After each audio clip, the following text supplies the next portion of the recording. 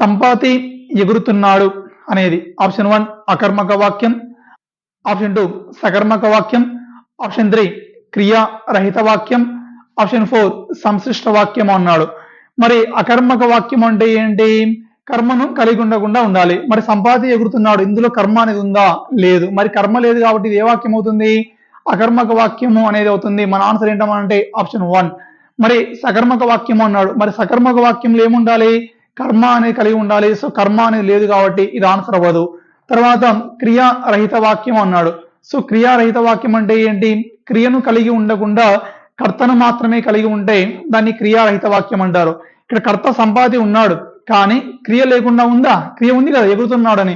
మరి ఆప్షన్ 3 క్రియారహిత వాక్యం అనేది అవ్వదు. ఆప్షన్ 4 సంశిష్ట వాక్యం అన్నాడు. సంశిష్ట వాక్యం అంటే ఏంటి? చివర ఒక సమాప క్రియను కలిగి ఉండి మరి వాక్యంలో ఒకటి కానీ అంతకంటే ఎక్కువ కానీ ఏ క్రియలు ఉండాలా? అసమాప క్రియలు ఉంటే దాన్ని ఏమని చెప్పుకుంటాం? సంశిష్ట వాక్యం అంటారు. మరి ఈ విధంగా ఈ వాక్యంలో అసమాప క్రియలు లేవు కాబట్టి ఇది డైరెక్ట్ సమాప క్రియ ఒకటి ఉంది కాబట్టి మరి ఏ వాక్యం సార్ అంటే ఇచ్చిన ఆప్షన్స్ ప్రకారం అకర్మక వాక్యం